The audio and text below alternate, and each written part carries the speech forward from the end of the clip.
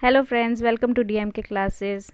So friends, I am back with another topic. आज का topic हमारा है स्पेस विजुअलाइजेशन। स्पेस विजुअलाइजेशन ही अगेन जो है लॉजिकल रीजनिंग का, नॉन वर्बल रीजनिंग का एक पार्ट है, जिसमें हम सॉल्व करने वाले हैं क्यूब एंड डाइस प्रॉब्लम्स। बहुत ज़्यादा ट्रिकी प्रॉब्लम्स होती हैं, जिसमें मोस्टली स्टूडेंट्स हर कॉम्पिटिटिव एग्जाम में प्रॉब्लम फेस करते हैं। तो आज हमारे इस जो है टॉपिक को हम बहुत ही ईजी और सिंपल वे में अंडरस्टैंड करेंगे। आपको हर तरह की प्रॉब्लम डिफरेंट डिफरेंट एंगल से बताई जाएगी। और यहाँ पे कुछ ऐसी प्रॉब्लम्स भी हैं जहाँ पे आपके पास कुछ फिगर्स गिवन होंगी, ब्रोकन फिगर्स गिवन होंगी। आपको ये भी बताना है कि उनकी कांस्टेंट फिगर क्या होगी, जैसा कि आपको यहाँ पे विजिबल है। तो let's begin with our topic from the question number 1। So question start करने से पहले मैं आपको कॉन्सेप्ट दे देती हूँ। What is a dice? Mostly सबको पता है, अगर नहीं किसी को पता है तो डाइस क्या होता है। एक ऐसी फिगर होती है जिसके 6 फेसेस रहते हैं। कितने फेसेस फ्रेंड्स? 6 फेसेस, जिनके और उसके साथ उनके ऊपर कुछ नंबरिंग्स भी रहती है। फ्रॉम 1 to 6 नंबरिंग रहती है, और उस नंबरिंग का एक स्पेसिफिक पैटर्न होता है, एक स्पेसिफिक स्कीम होता है। और वो पैटर्न क्या रहता है कि उसके अपोजिट कोई भी दो फेस अगर आप ले लें तो उन दो ऑपोजिट फेसेस का सम जो होगा वो हमेशा ही 7 आना चाहिए, तभी हम कह सकते हैं वो एक स्टैंडर्ड परफेक्ट डाइस है। लाइक यहाँ पे आप दे सकते हैं 1 + 6 is equal to 7, 2 + 5 is equal to 7 and 3 + 4 is equal to 7। तो ये तीन कॉम्बिनेशन हमारे पास बनते हैं, जिसमें 1 ऑपोजिट होगा 6 के, 2 ऑपोजिट होगा 5 के हमेशा ही स्टैंडर्ड डाइस में, और 3 ऑपोजिट होगा 4 के। ओके फ्रेंड्स, सो अब हमारे पास डाइस जो हैं इसकी भी फर्दर दो टाइप्स आ जाती हैं। कौन कौन सी दो टाइप्स हैं? वो दो टाइप्स हैं, एक तो हमारा स्टैंडर्ड और बेस डाइस, और दूसरा है constructed and deconstructed type dice. ठीक है, जो बेस डाइस है, जो बेस डाइस है बेसिकली, उस बेस डाइस के भी हमारे पास दो टाइप्स हैं। एक टाइप है हमारा स्टैंडर्ड डाइस। स्टैंडर्ड डाइस कौन सा होता है? जब हम इस डाइस को रोल करते हैं तो अगर if the numbers on the dice of on the faces of the two dice do not match with each other, they are called standard dice। Means जब हम दो डाइस को रोल करते हैं और उसका कोई भी नंबर मैच नहीं होता, कोई भी नंबर मैच नहीं होता, जैसे आप यहाँ देख सकते एग्जाम्पल में, यहाँ पे 2 है, यहाँ पे 1 है, 4 5 6 3। तो ये सारे के सारे नंबर जो हैं ये डिफरेंट नंबर्स हैं। तो इस तरह के डाइस को हम क्या बोलते हैं? These are standard dice in a rolling throw. और अगर हम बात करें ऑर्डिनरी डाइस की, तो ऑर्डिनरी डाइस के केस में हमारे पास एटलीस्ट एक नंबर जो होना चाहिए वो कॉमन नंबर होना चाहिए। यहाँ पे आप देख सकते हैं इस एग्जाम्पल में, यहाँ पे हमारे पास जो नंबर कॉमन है वो है नंबर 3। नंबर 3 यहाँ पे भी है डाइस नंबर 1 में, और नंबर 3 यहाँ पे भी है डाइस नंबर 2 में। और बाकी के दो नंबर्स 2 4 6 5 ये सारे क्या हैं? अलग नंबर्स हैं। तो इन तरह के डाइसेस को हम क्या बोलते हैं? Ordinary dices. और सेकंड टाइप जो बेस डाइस की मैंने बताई वो है constructed and deconstructed dice. Means यहाँ पे आप डाइस को ओपन से क्लोज या क्लोज से ओपन करते हैं। मीन्स आप डाइस के सारे जो हैं साइड्स को, फेसेस को आप ओपन कर सकते हैं। ठीक है, और ओपन डाइस को आप क्लोज करके उसकी एक क्लोज्ड फिगर बना करके उसको एनालाइज करते हैं। या फिर डीकंस्ट्रक्टेड डाइस मीन्स आप एक क्लोज्ड डाइस को ओपन करके उससे उसके फेसेस को एनालाइज करके आप जो है इमेजेस को विजुलाइज करते हैं। तो इस तरह की प्रॉब्लम्स को हम यहाँ पे अंडरस्टैंड करने वाले हैं। ठीक है, तो रूल्स हैं इसमें, यहाँ पे कुछ रूल्स हैं जिनको आपको फॉलो कर रहेंगे आप, तो आपको बहुत ईजिली जो है कॉन्सेप्ट समझ आ जाएगा। सो रूल नंबर 1 यहाँ पे क्या आ जाता है? रूल नंबर 1 यहाँ पे आता है, if one of the numbers is common in both the dice when two dice have the same surface. इसका क्या मतलब है फ्रेंड्स? कि जब हमारे पास कोई एक पर्टिकुलर सरफेस, जैसे टॉप सरफेस हम यहाँ पे देख रहे हैं, फॉर एग्जाम्पल ये सरफेस है और ये टॉप सरफेस सेकेंड डाइस की भी, अगर हमारे पास यहाँ पे दो कॉमन नंबर्स आते हैं, मीन्स यहाँ पे जो दोनों सरफेसेस पे नंबर जो है वो कॉमन नंबर आता है, और बाकी की बची हुई सरफेसेस पे दो अलग अलग नंबर्स हैं, तो इट मीन्स जो बची हुई सरफेस है, मीन्स 3 के ऑपोजिट यहाँ पे कौन सा नंबर आ जाएगा? 1 आ जाएगा, और 5 के ऑपोजिट जो नंबर आ जाएगा वो 2 नंबर आ जाएगा। मीन्स हमें इसमें कोई भी जो है एनालिसिस करने की ज़रूरत नहीं है। अगर हमें ऐसी सिचुएशन मिलती है तो वी कैन डायरेक्टली से कि अगर हमारे किसी पर्टिकुलर फेस पे कोई एक पर्टिकुलर नंबर जो है दोनों डाइस में कॉमन आ रहा है, मैं दोबारा से एक्सप्लेन कर रही हूँ, मीन्स किसी भी एक सरफेस पे कॉमन नंबर आ रहा है तो बाकी बची हुई 2 सरफेसेस के नंबर जो होंगे वो ऑपोजिट नंबर्स होंगे। ये हमारा हो गया रूल नंबर 1। अब हम आ जाते हैं हमारे रूल नंबर 2 पे। फ्रेंड्स, मैं क्विकली इसलिए बता रही हूँ ताकि जो है आपको फिर प्रॉब्लम्स के साथ जो है इजीली समझा सकूँ। रूल नंबर 2 यहाँ पे क्या आ जाता है? रूल नंबर 2 हमारे पास स्क्रीन पे है। रूल नंबर 2 है, if any 2 numbers are the same in the 2 dices, if any 2 numbers are same in the 2 dices irrespective of their position, उनकी पोजीशन कुछ भी हो सकती है, then the remaining third number in both the dice are opposite to other। ठीक है, तो बचा हुआ जो तीसरा नंबर होगा दोनों डाइस में वो अपोजिट होंगे। जैसे यहाँ पे अगर हम इस डाइस की बात करें तो यहाँ पे नंबर 2 और नंबर 2 दोनों डाइस में है। सेकेंड डाइस में नंबर 2 टॉप पोजीशन में है और जो फर्स्ट डाइस है उसमें नंबर 2 जो है वो लेफ्ट साइड पे है। सेम वेज नंबर 6 यहाँ पे भी है और नंबर 6 जो है डाइस नंबर 2 में भी है, बट इनकी ओरिएंटेशन, इनकी पोजीशन जो है अलग है। अगर हमें ऐसी सिचुएशन आती है कि 2 नंबर्स हैं किसी भी पोजीशन में हैं, वो सेम है 2 डाइस के अंदर, तो जो थर्ड नंबर्स होंगे उन 2 डाइस में अगर वो डिफरेंट है तो वो दोनों नंबर्स क्या होंगे? वो ऑपोजिट होंगे हमेशा ही। ये भी हमारा एक बहुत ही सिंपल सा रूल है to solve quickly the dice problems. अब आ जाते हैं फाइनल रूल, रूल नंबर 3। ये रूल जो है अगर आपको पहला दूसरा रूल बाय चांस स्किप भी हो जाता है माइंड से तो आप कोई भी प्रॉब्लम को इस रूल से सॉल्व कर सकते हैं। तो इस रूल की क्या डेफिनेशन है? If there is one element common on both the dice at the different positions, अगर आपके पास कोई भी एक एलिमेंट, जैसे यहाँ पे एलिमेंट 2 है और यहाँ पे भी एलिमेंट 2 है, यहाँ पे फर्स्ट डाइस में एलिमेंट 2 टॉप पोजीशन पे है और सेकंड डाइस में एलिमेंट 2 जो है वो राइट पोजीशन पे है, ये आपके पास दोनों डाइस की डिफरेंट पोजीशन है बट नंबर जो है वो कॉमन है, then rotate the dice in a clockwise direction to get the opposite surface. Means आपको उस केस में क्या करना है, इस डाइस की ओरिएंटेशन को क्लॉकवाइज या फिर एंटी क्लॉकवाइज आप रोटेट कर सकते हैं। जिस भी डायरेक्शन में आप रोटेट करोगे तो दोनों केसेस में आपको उसी डायरेक्शन में जो है डाइस की रोटेशन को रखना है। इसका क्या मतलब हुआ मैं आपको बता देती हूँ। हमारे पास कॉमन नंबर कौन सा है यहाँ पे? फर्स्ट डाइस में 2 एंड सेकेंड डाइस में भी हमारे पास कॉमन कौन सा है? 2 नंबर। ठीक है, जब हम फर्स्ट डाइस से क्लॉकवाइज रोटेशन में जाएंगे, क्लॉकवाइज रोटेशन मीन्स जैसे घड़ी की कांटे चलते हैं, घड़ी को आपने देखा होगा उसकी सुइयां जिस डायरेक्शन में घूमती हैं सेम उसी डायरेक्शन को हम क्या बोलते हैं? Clockwise direction. और अगर उसके उल्टी दिशा में घूमे तो that is anti clockwise direction. तो अगर हम 2 से स्टार्ट करें और क्लॉकवाइज डायरेक्शन में जाएं तो हमारे पास नेक्स्ट नंबर क्या आता है? 6। फर्स्ट डाइस की बात करें फ्रेंड्स, और 6 से अगर हम फर्दर क्लॉकवाइज जाएं तो हमारे पास नेक्स्ट नंबर क्या आता है? 5। ओके, सेम इसी तरीके से हमने सेकेंड डाइस के लिए, ये हो गया फर्स्ट डाइस के लिए और ये हो गया हमारे पास सेकेंड डाइस के लिए। ठीक है, सेकेंड डाइस में भी 2 से स्टार्ट करेंगे हम कॉमन नंबर से, तो 2 के बाद कौन सा नंबर आ रहा है क्लॉकवाइज रोटेशन में? नंबर आ रहा है 4। देन उसके बाद 4 के बाद क्लॉकवाइज डायरेक्शन में जाएं तो नंबर कौन सा आ रहा है? नंबर आ रहा है 1। तो इस तरह से हम कह सकते हैं यहाँ पे कि जो नंबर्स हैं 5 और 1 जो होंगे इस केस में इन दोनों डाइस में ऑपोजिट नंबर्स होंगे। 6 और 4 जो होंगे ये अपोजिट होंगे और 2 के ऑपोजिट कौन सा नंबर होगा? जो इन सब नंबर्स में बचा हुआ नंबर, यानी कौन सा नंबर? 1 2 3 नंबर नहीं है तो हमारे पास जो 3 नंबर होगा वो 2 के ऑपोजिट हो जाएगा। तो this is the easiest trick जिसको आप हर एक तरह की डाइस प्रॉब्लम में इम्प्लीमेंट करके आप उसके ऑपोजिट फेसेस को फाइंड आउट कर सकते हैं। ये आप कह सकते हैं ये वाला रूल जो है this is master rule to solve any kind of dice space problem. Okay friends, so ये थे अभी तक हमारे रूल्स।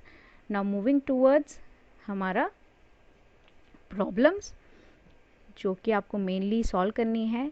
ठीक है, क्वेश्चन नंबर 1 से स्टार्ट करते हैं। Question number 1 is the 6 faces of a dice have been marked with alphabets. Friends ज़रूरी नहीं है कि उन पे हम 1 2 3 4 नंबर्स ही मार्क करें, डाइस पे आपको 1 2 3 नंबर्स ही मिले, आपको ABCD मिल सकता है, आपको कलर्स नेम मिल सकते हैं, आपको XYZ मिल सकता है, आपको कुछ भी लिखा हो सकता है, बट आपको क्या करना है, आपको ट्रिक फॉलो करनी है and you will be able to find out the solution.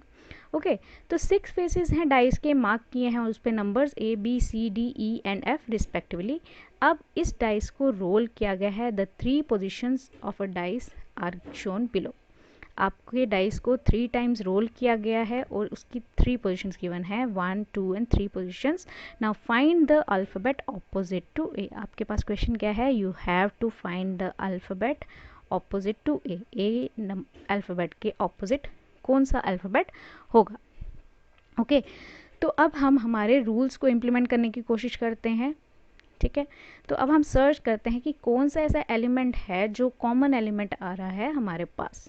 Okay, सो अगर हम फर्स्ट एंड लास्ट ऑप्शन को देखें, option number 1 and option number 3 को अगर हम देखें यहाँ पे क्वेश्चन फिगर में, तो ABCEFNB यहाँ पे हमारे पास कौन सा एक कॉमन एलिमेंट आ रहा है, वो आ रहा है एलिमेंट B।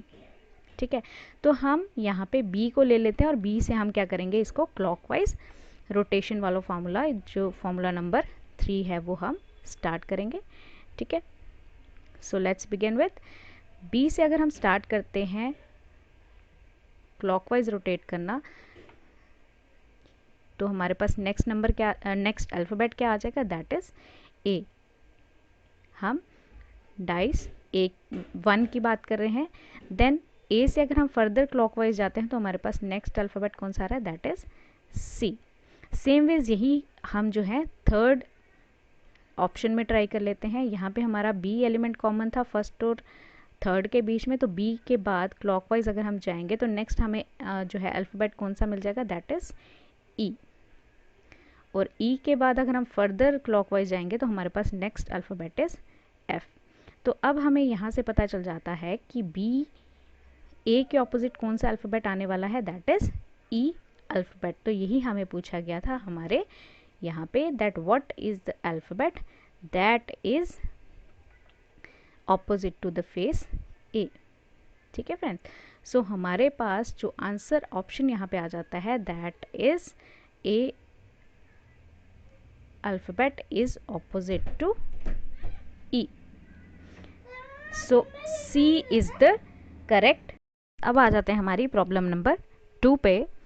सो प्रॉब्लम नंबर 2 में है अगेन वैसा ही क्वेश्चन है, 3 डाइस रोल हुए हैं, based on them find out the number opposite to the number 2। Means आपको यहाँ पे नंबर फाइंड आउट करना है जो ऑपोजिट है नंबर 2 के। ओके, सो अगेन हम वही ट्रिक यूज़ करेंगे, क्लॉकवाइज डायरेक्शन। यहाँ पे हम देख लेते हैं कौन से ऐसे फेसेस हैं, कौन से ऐसे क्यूब्स हैं जहाँ पे कि हमारे पास कोई एक सिंगल नंबर जो है वो कॉमन आ रहा है। अगर हम 1 और 2 डाइस को देखें, ओके, अगर हम dice number 1 and dice number 2 को देखें तो यहाँ पे हमारा एक कॉमन एलिमेंट आ रहा है, दैट इज़ एलिमेंट 6। ठीक है, तो अब हम यहाँ पे हमारा क्लॉकवाइज रोटेशन से इसको फिर से सॉल्व करेंगे बाय यूजिंग फॉर्मूला और रूल नंबर 3। सो 6 हमारा कॉमन है दोनों डाइस के बीच में, राइट। 6 से अब हम आगे चले जाते हैं, क्लॉकवाइज में आ जाएगा 4, 4 के बाद हमें क्लॉकवाइज में नंबर मिल जाएगा 1।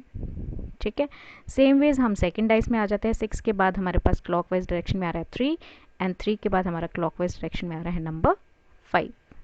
ओके, सो अब यहाँ से हमें पता चल रहा है 1 के ऑपोजिट कौन सा नंबर आ रहा है, 5, 4 के ऑपोजिट कौन सा आ रहा है, 3। अब हमें पूछा गया था find the number opposite the number 2। सो यहाँ पे हमारे पास नंबर 2 तो हमें दिख नहीं रहा, तो जो ये कॉमन फेस है, जो बचा हुआ नंबर है वो इस फेस के कॉमन होगा, that is 2 is opposite to 6। तो हमारे पास ऑप्शन ए जो है ये करेक्ट ऑप्शन बन जाता है, क्योंकि नंबर 2 के ऑपोजिट हमारे पास कौन सा नंबर आने वाला है, that is number 6। Now problem number 3 उस पर चले जाते हैं हम। So first of all let me erase it. So problem number 3, problem number 3 में अब हमारे पास एक डाइस और बढ़ गया है, यानी अब हमारे पास we are having here 4 dices. अब 4 डाइस रोल होना है तो आपने बिल्कुल भी घबराना नहीं है, आपके पास इसी तरह के रूल को आपने दोबारा से सेम इस प्रॉब्लम में इम्प्लीमेंट करना है। अब आपको क्या निकालना है, find the number on the face opposite the face showing 2, means जो फेस 2 शो कर रहा है आपको उसके ऑपोजिट नंबर बताना है। अब हमने देखना है कि यहाँ पे हमें सर्च करना है सबसे पहले कि कौन से ऐसे 2 डाइस हैं जिनमें कि हमारे पास एक एलिमेंट जो है वो कॉमन आ रहा है। तो अगर हम 1 और 2 डाइस को देखें तो यहाँ पे 2 और 4 कॉमन आ रहा है, तो इसको हम नहीं लेंगे क्योंकि फर्स्ट में भी 2 है और सेकंड में भी 2 है, फर्स्ट में भी 4 है और सेकंड में भी 4 है। सेम वेज अगर हम हमारे जो है यहाँ पे चले जाएं डाइस नंबर 3 में, तो हमारे पास यहाँ पे 4, 5 एंड 3 यानी 4 कॉमन आ रहा है, और डाइस नंबर 4 पे अगर हम चले जाएं तो हमारे पास 2, 3 एंड 1 आ रहा है। तो अब हम 3 या 4 में से कोई भी ऑप्शन ले सकते हैं, बट हमें जो है डायरेक्टली फेस नंबर 2 के ऑपोजिट निकालना है, तो हम प्रेफर करेंगे कि 2 फेस वाले या 2 नंबर वाले डाइस को ही हम चूज़ करें। तो हम जो है 4th एंड फर्स्ट डाइस को यूज़ करेंगे यहाँ पे। तो सेम फॉर्मूला, 2 हमारा कॉमन एलिमेंट है यहाँ पे, okay, 2 is our common element. तो हम 2 को सबसे पहले लिखेंगे, दोनों डाइस के 2 को, फिर इनको क्लॉकवाइज रोटेट कर देंगे, क्लॉकवाइज डायरेक्शन में जो है इनकी नंबर्स को रोटेट करके लिख देंगे। तो 2 के बाद हमारे पास फर्स्ट डाइस में आ रहा है 6, 6 के बाद आ रहा है 4, सेम वेज 4 में क्या आ रहा है, 2 के बाद 3, 3 के बाद 1। तो अब हमें यहाँ से पता चल रहा है कि 4 के ऑपोजिट तो 1 हो रहा है, 6 के ऑपोजिट 3 हो रहा है, और 2 के ऑपोजिट हमारे पास कौन सा नंबर बन जाएगा, जो नंबर यहाँ पे विजिबल नहीं है, दैट इज़ नंबर 5।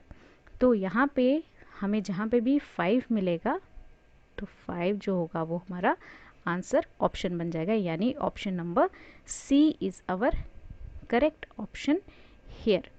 ठीक है फ्रेंड्स, सो कितने भी नंबर ऑफ डाइस हो, 1, 2, 3, 4, जितने भी नंबर ऑफ डाइस हो, आपको सर्च यही करना है कि आपके पास कौन सा जो है ऑप्शन में कॉमन एक नंबर आ रहा है, और ट्राई वही करना है कि जो नंबर आपके पास कॉमन है।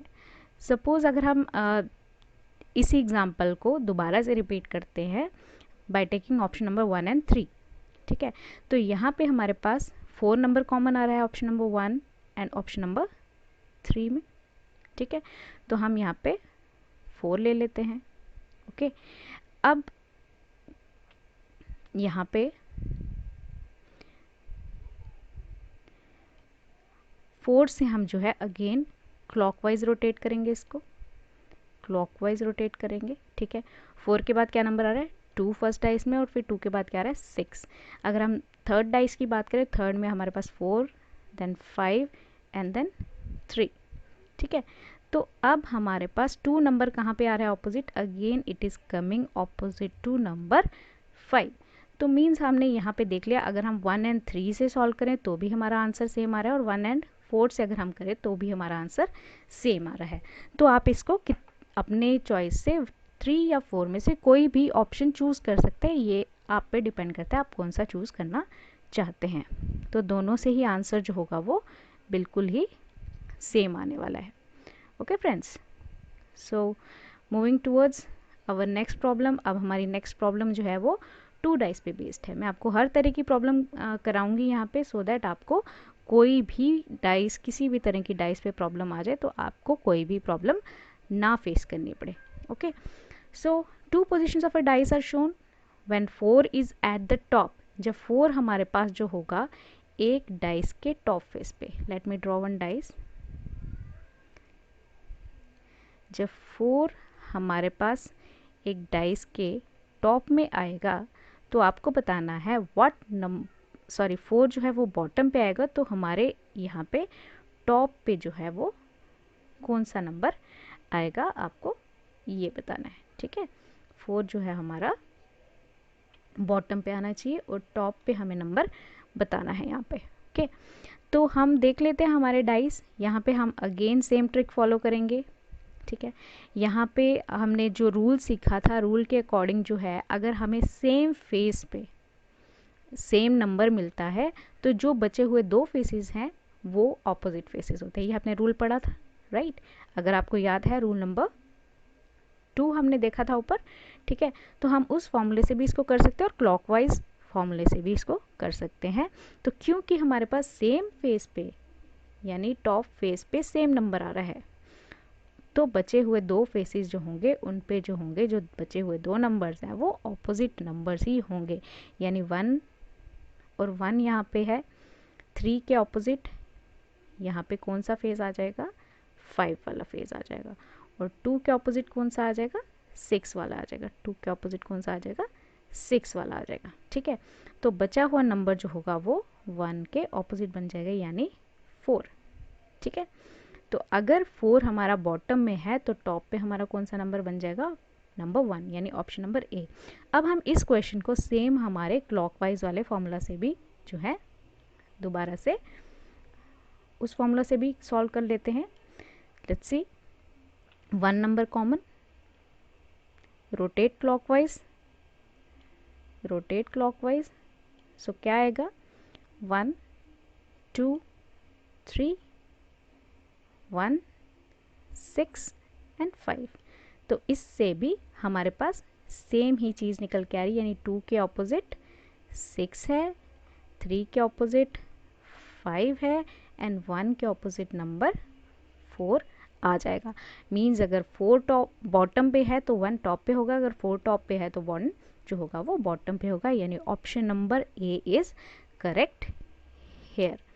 तो आई होप आपको दोनों तरीके से समझ आ गया होगा। आपके पास टाइम नहीं है, आप रूल अगर आपको याद है तो आप रूल से याद जो है फटाफट से with in micro second solve कर सकते हैं। हाँ, अगर आपको रूल याद नहीं है वो वाला तो आप क्लॉकवाइज एंटी क्लॉकवाइज एक रूल तो आप याद कर ही सकते हैं, तो आपको वहाँ से भी आपका जो है करेक्ट ऑप्शन मिल जाएगा। Now moving towards our next problem, problem number 5। Friends, यहाँ पे आपके पास ज़रूरी नहीं है कि आपके पास क्यूब ही हो, आपके पास थोड़ी बहुत अलग शेप भी हो सकती है। यहाँ पे आपके पास एक पैरेलल पेपर दिया है जहाँ पे कि सारे साइड्स के फेसेस जो है वो इक्वल एजेस नहीं दी हुई हैं, यहाँ पे शेप थोड़ी सी मैच बॉक्स के जैसी शेप दी गई है। When the number 3 will be on the top side then which number will be at the bottom side. तो आपने सेम इसमें भी वही रूल अप्लाई करना है, वेदर शेप कुछ भी हो, मीन्स एक क्यूब डाइस कुछ भी शेप हो तो आपको सेम ही रूल फॉलो करना है। क्लॉकवाइज और एंटी क्लॉकवाइज हम यहाँ देख सकते हैं। हमें बताना है नंबर 3 जब टॉप में होगा तो उसके बॉटम में कौन सा होगा, या फिर सिंपल वेज में हम कह सकते हैं कि 3 के ऑपोजिट कौन सा नंबर यहाँ पे हमें मिलेगा। ओके, सो स्टार्ट करते हैं, देखते हैं कॉमन एलिमेंट कौन सा है। कॉमन इज 2, 2 डॉट्स जो है वो कॉमन है, तो यहीं से हमारा प्रॉब्लम सॉल्व हो जाएगी। क्लॉकवाइज रोटेट कर लीजिए। ठीक है, फर्स्ट डाइस में 2, 2 के बाद 1, सॉरी 2 के क्लॉकवाइज के आगे आ रहा है हमारे पास 1 और 1 के बाद आ रहा है हमारे पास 5। ठीक है, 5 डॉट्स। और जो सेकंड फिगर है उसमें 2, 2 के बाद 6, 2, 2 के बाद 6 एंड 6 के बाद हमारे पास आ रहे हैं 3 डॉट्स। तो यहाँ से पता चल जाता है 5 के ऑपोजिट इज़ 3, 6 के ऑपोजिट इज़ 1 एंड 2 के opposite it is 4। Okay friends, so friends ये हो गया एक तरीका इस प्रॉब्लम को सॉल्व करने का, राइट।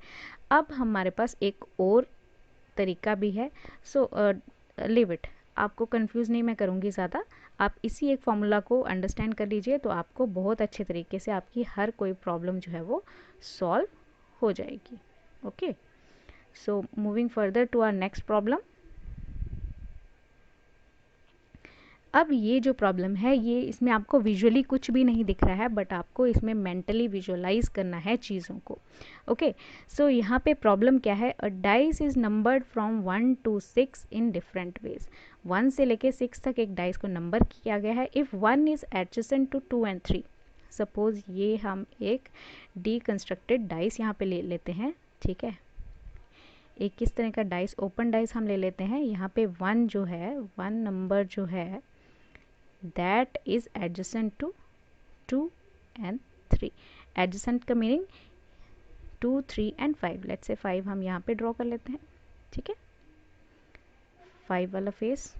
ओके, तो डाइस के इन टोटल कितने फेसेस होते हैं फ्रेंड्स, डाइस के इन टोटल होते हैं 6 फेसेस, जैसा कि मैंने आपको स्टार्ट में बताया था, 1 2 3 4 5 and 6। सपोज इस तरह की फिगर, या फिर यहाँ पे भी हम एक फेस ड्रॉ कर सकते हैं।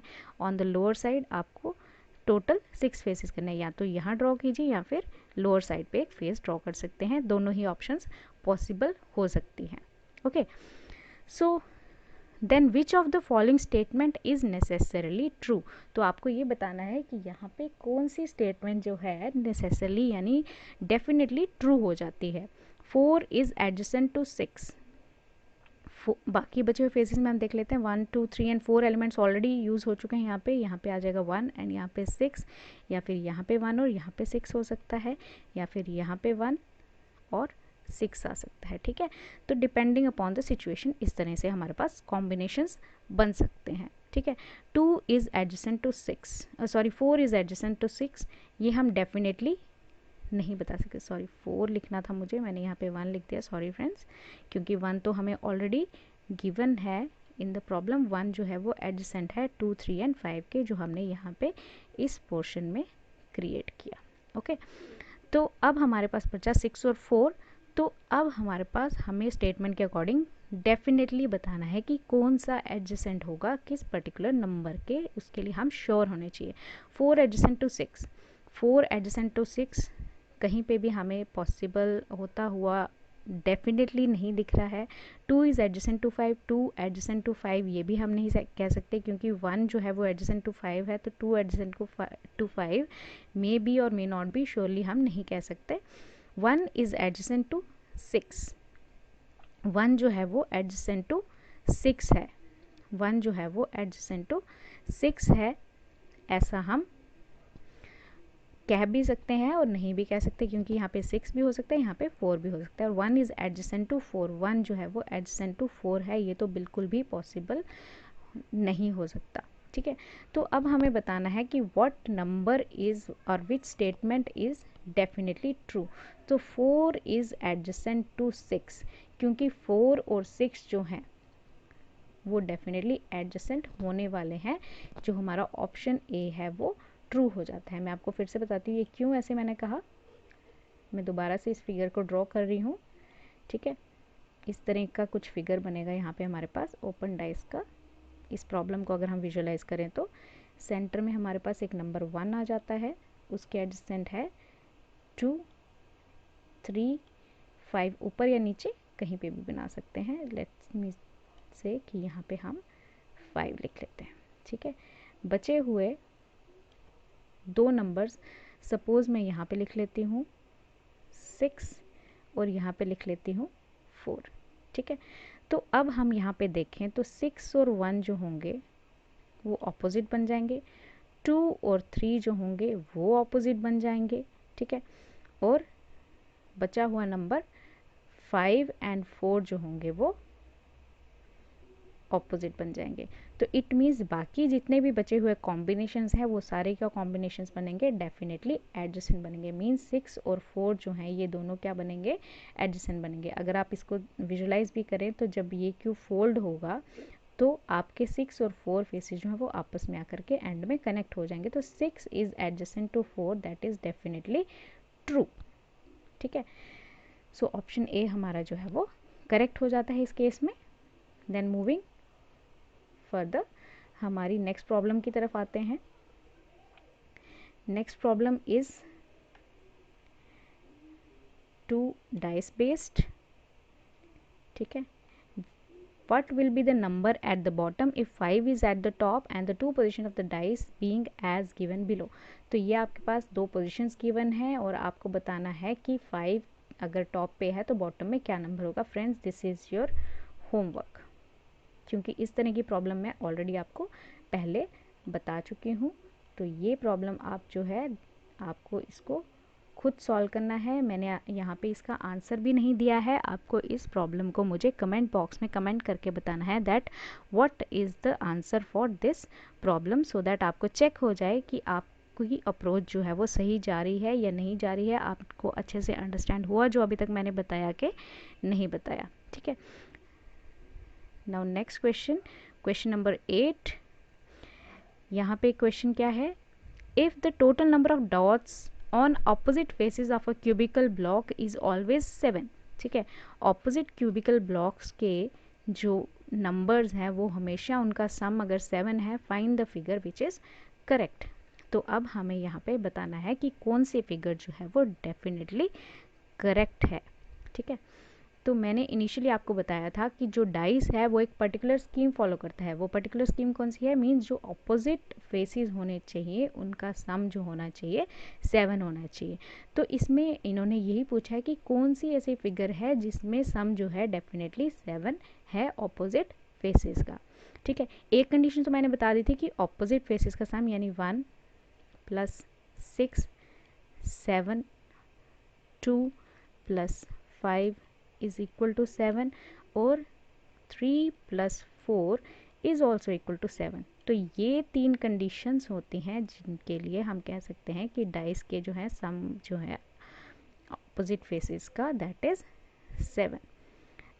बट यहाँ पे हमें बोला है कि ऑपोजिट फेसेस का सम 7 होना चाहिए, तो इस कंडीशन पे आपको बताना है कि यहाँ पे कौन सी ऐसी फिगर है जो करेक्ट फिगर बन जाती है। तो फ्रेंड्स इसमें एक ट्विस्ट है, वो ट्विस्ट जो मैंने आपको पहले नहीं बताया था वो ये था कि जो भी ऐसा डाइस हो जिसके ऑपोजिट फेसेस का सम 7 हो, तो उस केस में उस डाइस का कोई भी 2 एडजेसेंट फेसेस उनका सम कभी भी 7 नहीं हो सकता। सम 7 नहीं हो सकता किसका? एडजेसेंट फेसेस का। ठीक है, मीन्स कोई भी साथ लगते हुए फेसेस का अगर हमें सम 7 मिल जाता है तो वो क्यूब जो है वो इनकरेक्ट क्यूब बन जाएगा। ठीक है, लेट्स से हम ऑप्शन नंबर 1 से स्टार्ट करते हैं, फिगर नंबर 1 से स्टार्ट करते हैं। तो 6 + 1 7 हो जाता, तो ये इनकरेक्ट फिगर बन जाएगी क्योंकि ऑपोजिट फेसेस का सम जो है वो 7 आना चाहिए।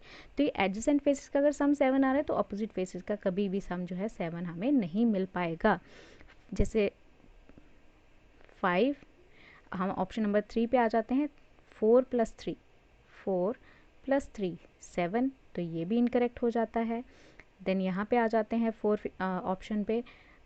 5 + 2 7 है, तो इट मीन्स 4 भी इनकरेक्ट, 3 भी इनकरेक्ट एंड 1 भी इनकरेक्ट। तो अगर हम ऑप्शन नंबर क्वेश्चन फिगर में 2 डाइस को देखें तो यहाँ पे 5 है एक फेस पे 1 है और एक फेस पे 3 है। तो किसी भी एंगल से जो है हमारे पास टोटल सम जो है that is not coming out equal to 7। तो इसलिए हमारा जो आंसर बन जाता है that is option number B. Sorry friends, मैंने यहाँ पे आंसर गलत लिखा है, it must be B option. Means figure number 2 जो है हमारा करेक्ट फिगर यहाँ पे बन जाता है as per the given instructions. Means अगर हमारे पास ऑपोजिट फेसेस का सम 7 आ रहा है किसी डाइस में, तो किसी भी 2 एडजेसेंट फेसेस का सम कभी 7 नहीं हो सकता। ये हमारा रूल है इसके साथ में। तो बेस्ड ऑन दिस एनालिटिक्स हमारे पास ये वाला जो प्रॉब्लम है ये हमने सॉल्व किया।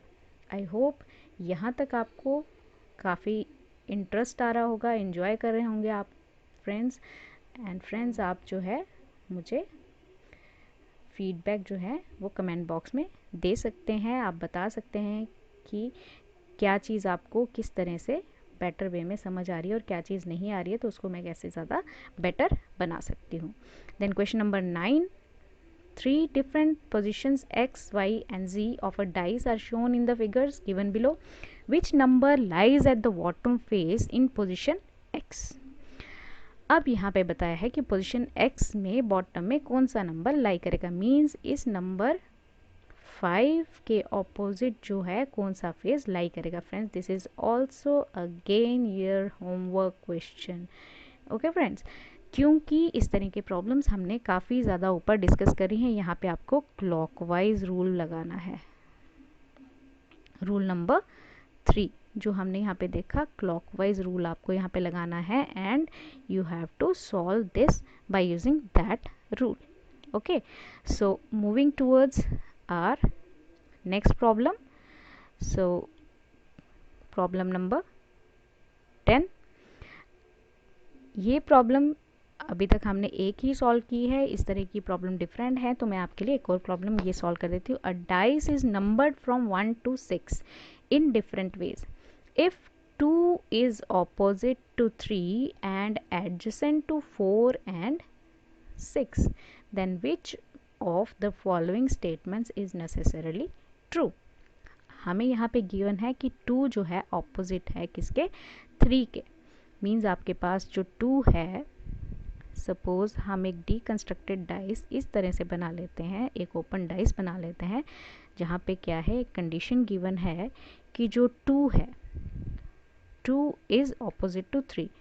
फ्रेंड्स डाइस में शायद मैं ऊपर बताना आपको भूल गई, मैंने बहुत बारी ये कॉन्सेप्ट यूज़ कर लिया, बट मैंने इस लेक्चर में एक बारी भी ये नहीं बोला। मैं ये रिज्यूम कर रही थी कि जो हमारा स्पेशल ओरिएंटेशन वाला लेक्चर इससे पहले आया है उसमें मैंने ये कॉन्सेप्ट बता दिया है, तो आपको पता होगा।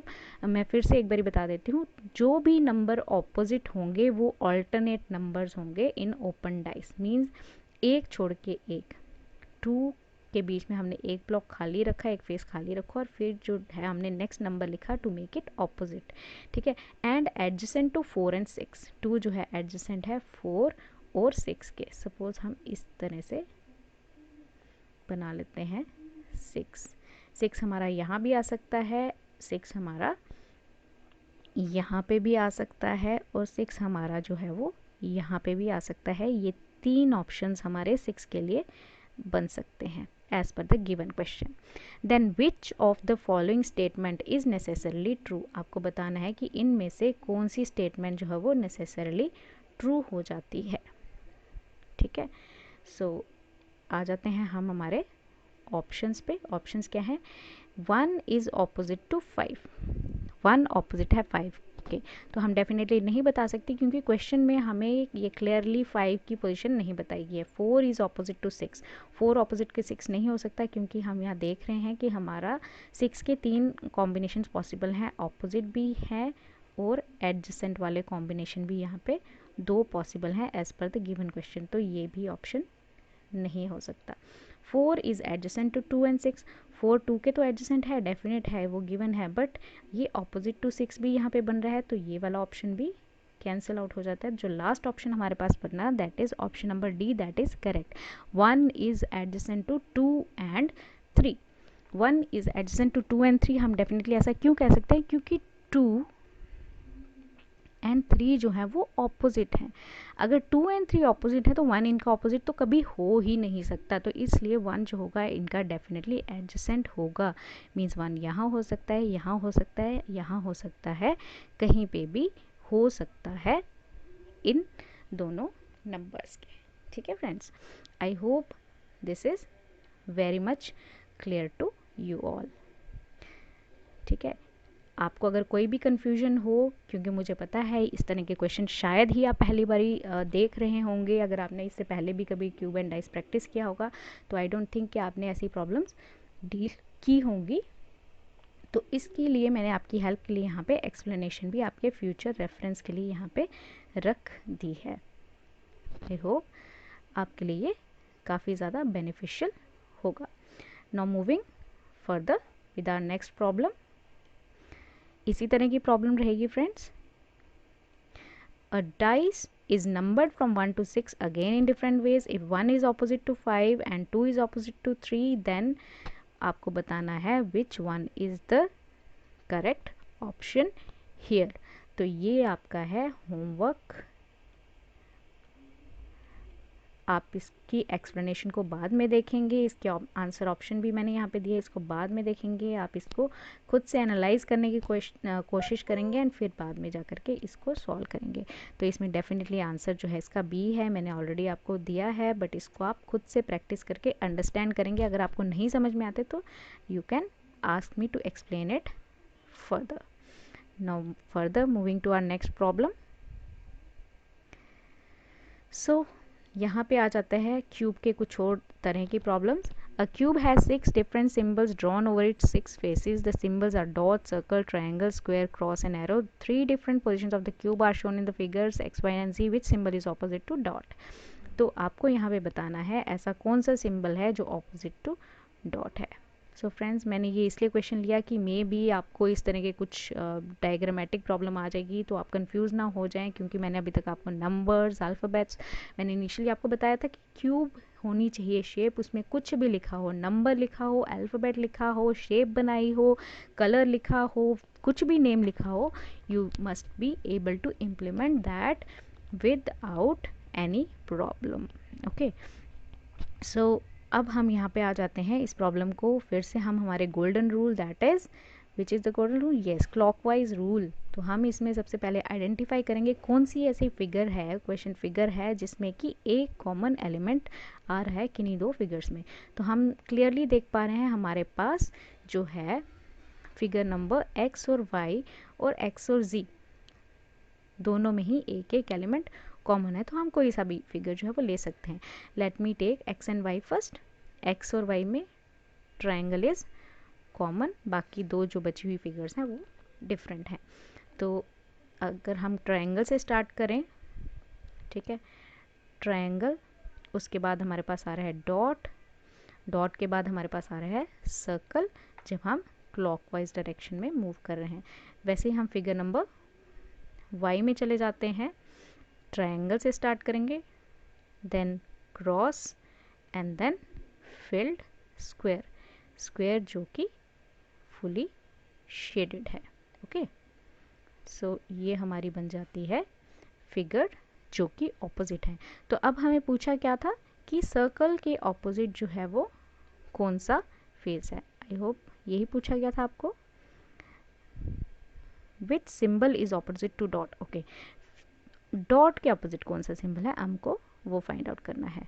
तो यहाँ पे डॉट के ऑपोजिट सिंबल कौन सा है, दैट इज क्रॉस। सो हमारा ऑप्शन डी जो है वो यहाँ पे करेक्ट ऑप्शन बन जाता है। यहाँ पे डॉट के ऑपोजिट कौन सा सिंबल है, that is cross symbol. So friends, I don't think कि अभी आपको डाइस एंड उनकी प्रॉब्लम्स में कोई भी डाउट बाकी रहा होगा। ठीक है, एक और क्वेश्चन मैं आपको दे देती हूँ। अभी तक हमने सिंगल डाइस प्रॉब्लम नहीं किया था, विजुअलाइज करके आप यहाँ पे देख सकते हैं सिंगल डाइस में क्या है। In a dice A B C and D are written on the edges and faces in a clockwise direction. Means अब ए बी सी डी हमें जो है वो क्लॉकवाइज डायरेक्शन में गिवन है। तो अगर हम बात करें ए और डी के, अगर आप विजुअलाइज कोशिश करने की कोशिश करो तो डी के ऑपोजिट यहाँ पे कौन सा फेज आने वाला है, दैट इज बी, क्योंकि ए के क्लॉकवाइज डायरेक्शन में यहाँ आ रहा है। देन सी जो है वो ए के बैक साइड आने वाला है, सी कहीं जो है यहाँ पे ए के बैक साइड आएगा। देन डी, ई टॉप पे आ रहा है, तो एफ डेफिनेटली जो होगा इसके बॉटम में आएगा। तो अब हमें पूछा क्या था, when C is at the top what will be at the bottom. जब सी टॉप में होगा फ्रेंड्स, जब सी टॉप में होगा तो मीन्स सी के ऑपोजिट कौन सा एलिमेंट है, ए, तो मीन्स हमारा ऑप्शन नंबर ए जो है वो करेक्ट यहाँ पे हो जाता है। So friends, this is very very simple, pretty simple here. मैंने ये आपको विजुलाइज करके बता दिया, आप इसको जो है वो सीक्वेंस में यहाँ पे जिस तरह का ऑर्डर मैंने आपको ड्रॉ करने के लिए बताया वैसे भी ड्रॉ करके भी इस पैटर्न को सॉल्व कर सकते हैं। अब हम आ जाते हैं हमारे टाइप नंबर 2 पे। टाइप नंबर 2 कौन सा है, पहले तो अभी हमने किए problems on closed dice figures. अब हम हमारे कंस्ट्रक्टेड और डीकंस्ट्रक्टेड डाइस पे आ जाते हैं। इसकी टाइप्स हैं टाइप 1, टाइप 5 to 6 टाइप्स हैं। हम उनको टर्न बाय टर्न एक बारी कॉन्सेप्ट बना लेते हैं, फिर उनको हम क्वेश्चन में इम्प्लीमेंट करेंगे। फॉर्म नंबर 1 यहाँ पे हमारे पास आ जाती है, दिस इज फॉर्म 1। फॉर्म 1 में हमारे पास क्या है, ओपन डाइस के केस में इस तरह का कुछ पैटर्न हमें क्रॉस जैसा पैटर्न मिलेगा।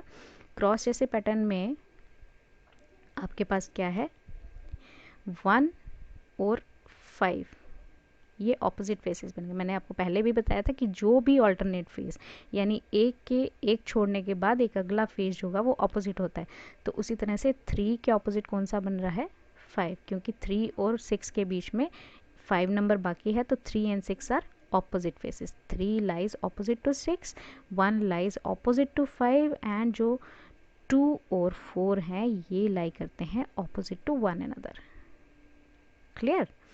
So moving further, form number 2, किस तरह की ओरिएंटेशन हमारे पास और हो सकती हैं वो चेक कर लेते हैं क्विकली। 1 सेकेंड लगेगा। आप अगर ये फॉर्म्स भी एक बारी देख लेंगे, आपको प्रॉब्लम्स नहीं भी सॉल्व करने का टाइम है, देन इट्स ओके। आप इन ओरिएंटेशंस को एक बारी देख के जाएंगे तो आप वहाँ पे इजीली जो है वो सॉल्व कर पाएंगे। यहाँ पे हमारे पास क्या है, ऑल्टरनेट देखना है हमें, तो 2 का ऑपोजिट 4 हो जाएगा, 3 का ऑपोजिट 5 हो जाएगा, और जो क्रॉस में है 1 एंड 6 बचे हुए ये भी दोनों क्या हो जाएंगे, ऑपोजिट बन जाएंगे। ठीक है, अब हम आ जाते हैं हमारे नेक्स्ट फॉर्म, फॉर्म नंबर 3। यहाँ पे कुछ एल जैसा पैटर्न दिया है, सॉरी टी जैसा पैटर्न कुछ बन रहा है। 1 और 4 ऑपोजिट हो जाएंगे, 3 एंड 5 ऑपोजिट हो जाएंगे, एंड बचे हुए 2 एंड 6 जो है वो ऑपोजिट बन जाएंगे। मैंने डिटेल में सब यहाँ पे लिखा हुआ है आपकी ईज़ के लिए। मैं फटाफट से आपको बस एक ऊपर से ब्रश अप कॉन्सेप्ट दे रही हूँ। ठीक है, फॉर्म नंबर 4, इसमें भी सेम उसी तरह से ऑल्टरनेट देखना है। 1 and 4 are opposite, 3 and 6 are opposite, और ये क्रॉस वाले 2 and 5 are opposite. Okay, now further last case पे हम चले जाते हैं। लास्ट केस क्या है, this is your last case. यहाँ पे 1 एंड 3 ऑपोजिट, यहाँ पे 4 एंड 6 ऑपोजिट, एंड क्रॉस वाले 2 and 5 are opposite. Okay, now further, sorry friends, this is not last. इसके बाद भी हमारे पास 2 फॉर्म्स और बाकी हैं।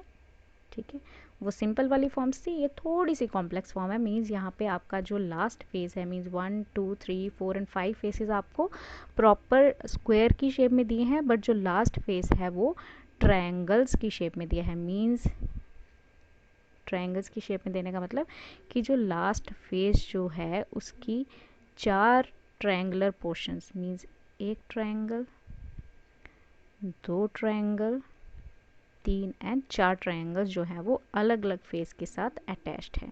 अगर आपको ऐसा भी कोई प्रॉब्लम आता है तो इसको भी सॉल्व करना बहुत ईजी है। आपके पास ट्रायंगुलर फेसेस में जो फिगर्स होंगी उनकी ओरिएंटेशन जैसे ओपन फिगर में है वैसी ही क्लोज्ड फिगर में भी रहेगी। मेरा क्या मतलब है, जैसे यहाँ पे आपके पास 1 के ऊपर आपको क्या साइन दिख रहा है, प्लस, 4 के साथ में आपको क्या साइन दिख रहा है, इक्वल्स टू, 5 के साथ कौन सा साइन दिख रहा है आपको, क्रॉस का, और 2 के साथ कौन सा साइन दिख रहा है, माइनस।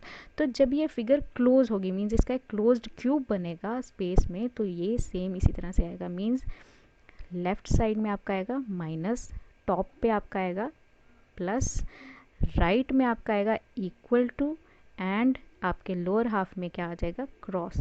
मीन्स ये जहाँ पे जिस फिगर की पोजीशन होगी आपके उसी पोजीशन में जो होगा वो हमारे पास फिगर आ जाएगी इन द फोल्डेड फॉर्म। ठीक है, तो यहाँ पे हम देख लेते हैं ऑपोजिट फेसेस, वैसे ही alternate 1 and 5 opposite, 2 and 4 are opposite, और 3, और ये हमारी पिक्चर जो बनेगी complete picture, those faces will be opposite. I hope this is pretty much clear to you all.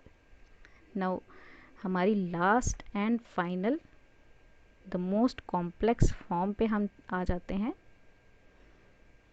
ठीक है, इसमें भी आपके पास उसी तरह की फॉर्म्स गिवन है। वहाँ पे ट्रायंगुलर कटआउट्स है, यहाँ पे आपके पास क्या है, स्क्वायर कटआउट्स हैं, but half squares.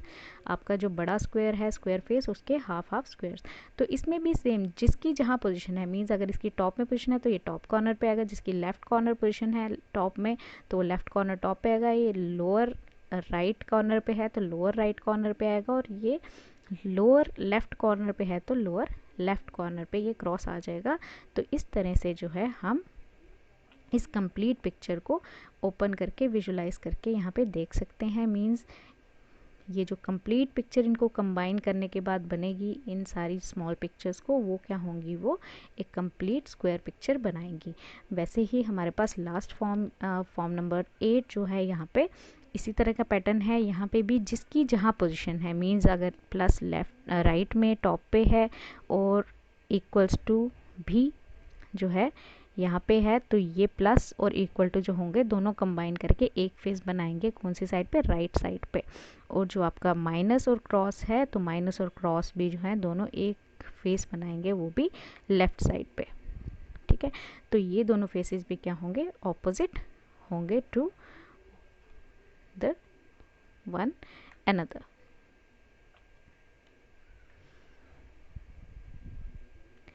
Now coming toward the question implementation, इन सारे जो है फॉर्म्स को अब हम क्वेश्चन की फॉर्म्स में वन बाय वन इम्प्लीमेंट करेंगे यहाँ पे, ठीक है फ्रेंड्स। सो क्वेश्चन नंबर 1 यहाँ पे आ जाता है। क्वेश्चन नंबर 1 हमारे पास है, एक टी फॉर्मेट आपको गिवन है, हमने ऑलरेडी देखा था। Choose the box that is similar to the box formed from the given sheet of paper, ठीक है। ये जो गिवन शीट है मीन्स एफ के ऑपोजिट कौन सा हो जाएगा, एफ के ऑपोजिट कौन सा फेज आ जाएगा फ्रेंड्स हमारे पास, एफ के ऑपोजिट फेज हमारे पास बी आ जाएगा। Means F and B are opposite, ठीक है। E and C are opposite, E and C are opposite means every alternate face is opposite, और जो क्रॉस वाले ए एंड डी है ये भी ऑपोजिट हो जाएंगे। और हमारे पास कॉन्सेप्ट क्या है, जो भी ऑपोजिट फेस हमारे पास बनेंगे वो कभी भी एडजेसेंट फेस नहीं हो सकते। मीन्स एफ एंड बी साथ नहीं हो सकते, ई एंड सी साथ नहीं हो सकते, और ए एंड डी भी साथ नहीं हो सकते। मीन्स एडजेसेंट फेसेस नहीं हो सकते। तो इसी प्रेटेक्स्ट पे हमारा ऑप्शन 4 डिलीट हो जाता है, क्योंकि ए एंड डी जो है वो साथ बन रहे हैं। ऑप्शन जो है हमारा सेकंड, यहाँ पे सॉरी ऑप्शन 1 से स्टार्ट करते हैं। ऑप्शन नंबर 1, ऑप्शन नंबर 1 में ई और बी साथ आ रहे हैं तो ये क्रॉस हो जाएगा। ऑप्शन नंबर 3 में हमारे पास ई एंड सी साथ में आ रहा है तो ये भी क्रॉस हो जाएगा। तो बचा हुआ ऑप्शन 2 जो है वो हमारा करेक्ट हो जाएगा, क्योंकि ई एफ एंड डी इनका आपस में कोई भी क्रॉस रिलेशन नहीं है, मीन्स ऑपोजिट रिलेशन नहीं है। ये सारे क्या हैं, एडजेसेंट फिगर्स हैं। तो हमारा ऑप्शन नंबर जो है 2 जो है वो करेक्ट हो जाता है। Option B is correct. I hope अब आपको समझ आ गया होगा कि किस तरह से इन फिगर्स को फाइनली इम्प्लीमेंट करना है। आपको मैंने इनिशियली रूल बताया कि कैसे ऑपोजिट फेसेस निकालने हैं, और फिर जब हमारे पास ऑपोजिट फेसेस आ जाते हैं तो हमारे पास कॉन्सेप्ट यही है कि कोई भी दो ऑपोजिट फेसेस जो हैं वो कभी भी एडजेसेंट फेस नहीं बन सकते। तो आपको यही कॉन्सेप्ट लगा करके इस तरह की प्रॉब्लम्स को सॉल्व करना है। This is question number 2। इसको आप खुद से प्रैक्टिस करेंगे। Homework I have given the answer option here too. आप इसको खुद से एक बारी विजुलाइज करें, ट्राई करें, और फिर ही बाद में आंसर को मैच करें कि क्या आप सेम आंसर पे पहुंच पा रहे हैं या नहीं पहुंच पा रहे हैं। Then moving further to question number 3। यहाँ पे हमारे पास ट्रायंगुलर फेसेस वाला कॉन्सेप्ट आ रहा है। इसको मैं बता देती हूँ, समझा देती हूँ आपको। सो लेट्स सी, यहाँ पे हमारे पास ब्लैंक फेस के साथ कौन सा आ रहा है, डॉट फेस। मीन्स टॉप पे अगर ब्लैंक है तो नीचे कौन सा होगा, उसके डॉट होगा। ओके, देन नेक्स्ट है ब्लैंक फेस के ऑपोजिट कौन सा आ रहा है, यहाँ पे ब्लैंक फेस ही आ रहा है। अगर टॉप ब्लैंक है तो यहाँ पे बॉटम भी ब्लैंक आएगा। उसके बाद जो हमारा मिडल फेस है, जो ब्लैंक फेस है, ठीक है, ये वाला ब्लैंक फेस, इसके ऑपोजिट बचा हुआ फेस कौन सा आ जाएगा, ये जो 4 ट्रायंगुलर फेसेस है। 4 ट्रायंगुलर फेसेस मीन्स टॉप पे हमारी ट्रायंगल कैसी आनी चाहिए, शेडेड। जो हमारी राइट साइड पे ट्रायंगल है वो भी कैसी आनी चाहिए, शेडेड, राइट। इस तरह से शेडेड ट्रायंगल आनी चाहिए, ठीक है। जो हमारी बॉटम पे ट्रायंगल है, बॉटम ट्रायंगल, वो हमारी कैसी आनी चाहिए, प्लेन। और जो हमारी लेफ्ट ट्रायंगल है, दिस लेफ्ट ट्रायंगल, वो भी हमारी कैसी आनी चाहिए, यहाँ पे प्लेन। तो इट मीन्स हमारे पास कुछ इस तरह की फिगर बनी चाहिए। Means half square is shaded and half square is empty. तो हम सर्च कर लेते हैं इसके ऑपोजिट कौन सा होना चाहिए। यहाँ पे हमारे पास ब्लैंक फेस होना चाहिए। तो हमें सर्च करना है ऐसी फिगर जिसमें एक ही फेस जो हो वो शेडेड फेस हो, तो वो फिगर हमारी जो होगी वो करेक्ट हो जाएगी। यहाँ पे आप देख सकते हैं कोई भी जो हमारी साइड है, यहाँ पे कोई भी फेस जो है हमारा टोटली शेडेड फेस नहीं है। तो इस प्रेटेक्स्ट पे हम ऑप्शन नंबर 4 को इनकरेक्ट कर देते हैं, ठीक है। उसके बाद हम आ जाते हैं ऑप्शन नंबर 1 पे। तो यहाँ पे 2 हाफ शेडेड आ रहे हैं फेसेस, तो ये भी इनकरेक्ट हो जाती है। अब बचा 2 एंड 3 ऑप्शन।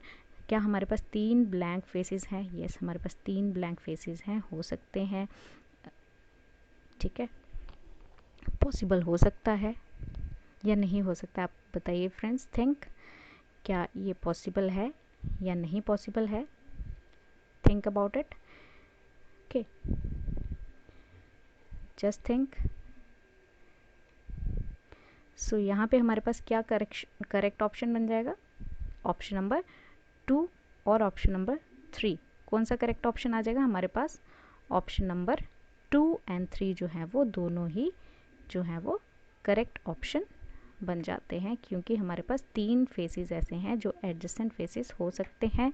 हमारे पास डॉट और एक ब्लैंक फेस भी हो सकता है, हमारे पास डॉट और ये ब्लैंक फेस भी जो है ये एडजेसेंट भी हो सकते हैं और ये ऑपोजिट भी हो सकते हैं। तो means option number 2 and option number 3 question figure के दोनों ही करेक्ट ऑप्शन हो जाते हैं। तो इसलिए हमारा ऑप्शन नंबर 2 एंड 3 जो है ये करेक्ट आंसर यहाँ पे क्वेश्चन नंबर 3 के लिए बन के आ जाता है। मीन्स सी ऑप्शन जो है हमारा यहाँ पे करेक्ट ऑप्शन बन जाएगा, राइट। सो मूविंग फर्दर, अब ये आ जाता है हमारा रेक्टेंगुलर हाफ रेक्टेंगल्स वाला एग्जाम्पल। लास्ट फॉर्म जो थी फॉर्म नंबर 8 जिसको हमने इम्प्लीमेंट किया था। अब choose the box that is similar to the box formed from the given sheet of paper. Given sheet of paper के साथ बना करके आपके पास कौन सी ऐसी फॉर्म आएगी जो आपके पास यहाँ पे मिलेगी इन क्लोज्ड डाइस की फॉर्म में, आपको वो सर्च करना है, ठीक है। तो अब आपको सबसे पहले सर्च क्या करना है? Opposite faces. क्रॉस के ऑपोजिट डॉट, क्रॉस के ऑपोजिट क्या हो जाएगा? डॉट। अब सर्कल के ऑपोजिट स्क्वायर जिसके अंदर डॉट है, सर्कल के ऑपोजिट एक स्क्वायर जिसके अंदर एक डॉट है। एंड देन नेक्स्ट है आपके पास ये बची हुई 1 2 3 एंड 4 ये 4 फिगर्स। ये वाला जो एरो एंड डॉट को कंबाइन करके फिगर बनेगा, एरो एंड डॉट को, यहाँ पे एरो एंड यहाँ पे डॉट, और इसके बाद इसके ऑपोजिट कौन सी बन जाएगी? ये फिगर बचे हुए स्क्वायर्स वाली, जिसमें क्या है? एक तो आ जाएगी रेक्टेंगल और दूसरी आ जाएगी एक सिंपल लाइन, ठीक है। तो अब हम देख लेते हैं ऐसी पिक्चर हमें कहाँ पे मिल रही है जहाँ पे कि हमारे ऑपोजिट फेसेस एडजेसेंट नहीं दिखाए गए हैं, ठीक है। पहले हम एलिमिनेशन पे जाते हैं, ठीक है। तो अब हमारे पास डॉट एंड क्रॉस जो है वो कहीं पे भी नहीं होना चाहिए, ठीक है। ऐसा मिल रहा है हमें? नहीं, ऐसा नहीं मिल रहा है हमें। अब सर्कल एंड डॉट वाला फेस भी हमें नहीं मिल रहा है, सर्कल एंड स्क्वायर बॉक्स के अंदर डॉट।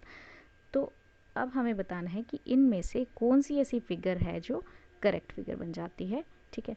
अब हमने यहाँ पे देखा कि यहाँ पे एरो एंड डॉट है और रेक्टेंगल एंड लाइन है। तो अब हमारे पास एरो एंड डॉट यहाँ पे मिल रहा है, ये ऑप्शन हो सकता है। एरो एंड रेक्टेंगल यहाँ पे मिल रहा है, तो ये ऑप्शन इनकरेक्ट हो जाता है, क्योंकि एरो एंड डॉट कॉम्बिनेशन में रेक्टेंगल एंड लाइन कॉम्बिनेशन में, तो ये ऑप्शन इस प्रीटेक्स्ट में हम गलत कर देते हैं। देन लाइन एंड डॉट तो हमारे पास नहीं है, एरो एंड डॉट है, तो 4 ऑप्शन भी हमारे पास इनकरेक्ट हो जाता है। अब हमें चेक करना है circle cross, circle cross, arrow dot and ये क्या है? Line and cross. तो अब हमारे पास जो करेक्ट ऑप्शन बन जाता है वो ऑप्शन नंबर बी जो है इस फिगर के लिए करेक्ट ऑप्शन बन जाता है यहाँ पे, ठीक है फ्रेंड्स। सो इस क्वेश्चन का आंसर क्या हो जाएगा? Option number B. Now next question,